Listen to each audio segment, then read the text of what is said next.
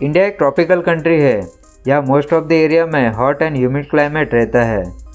Heat से राहत पाने के लिए मोस्ट ऑफ द इंडिया में सबके घरों में फ़ैन, कूलर, एसी लगा हुआ है। फ़ैन, एसी हमारे घर का मोस्ट कॉमन अप्लायंस होता है।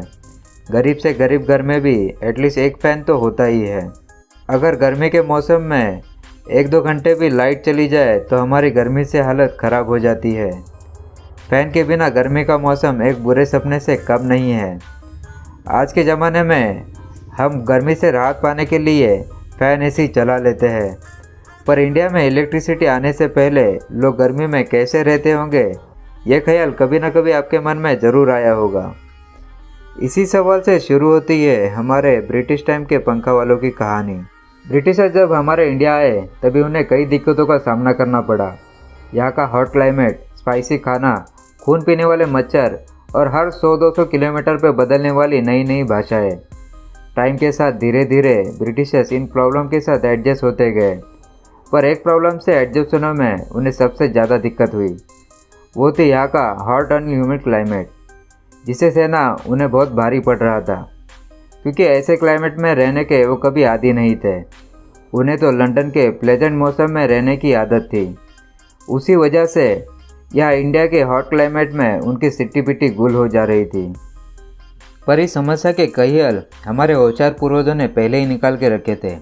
लाइट आने से पहले लोग गर्मियों के सीज़न में घर के बाहर ही सोते थे। गर्मियों में पेड़ के नीचे, छत पर, आंगन में खटिया या गद्दे बिछाकर सोना आम बात थी। गर्मी में हवा का हल्का झोंका भी बड़ी राहत देता था। बाहर हवा न हो तो भी हाथ से बाम्बू का बना पंखा झूला के भी राहत पाई जाती थी। अब ये सब हुए आम लोगों के जुगाड़ू उपाय, पर उस ज़माने के अमीर लोग, राजा महाराजों के घरों में छत पे टांगे जाने वाले पंखे या सीलिंग फैन होते थे, जो रस्सी के मदद से छत पर टांगे जाते। ये पंखे रेक्टेंगुलर शेप में होते थे, जिन्हें बाम्बू या लकड़ी के फट्टे में कपड़े को लगाकर तैयार किया जाता था, जिसे रस्सी और पुल्ले की मदद से झुलाया जाता। और इस काम के लिए एक खास नौकर रखा जाता था, जिसे पंखा वाला बोला करते थे। पंखे को एक विशिष्ट लय में झुलाया जाता, जिससे मंद हवा के झोंके में राजा महाराजा और अमीर भारतीयों को चैन की नींद आती थी। ब्रिटिशर्स ने भी गर्मी से राहत पाने के लिए अपने सरकारी दफ्तर और सरकारी बंगलों में ये पंखे लगवाए थे। उस ज़माने में ये चैन सबको परवड़ने वाली नहीं थी। राजा महाराजा और सरकारी अफसरों के पास ही ये सुविधा उपलब्ध थी। उनके बड़े बड़े घरों के हर एक रूम में एक पंखा लगा होता था, जिन्हें चलाने के लिए कम से कम 2 पंखे वाले रखे जाते। ऑफिसर एक रूम से दूसरे रूम जाते समय एक नौकर पंखा वालों को कौन से रूम का पंखा चलाना है बताया करता, जिससे ऑफिसर जिस रूम में जाता उस रूम का पंखा चालू हो जाता। पंखा वाला रूम के एक कोने में बैठकर रस्सी खींच के पंखा चलाने का काम करता।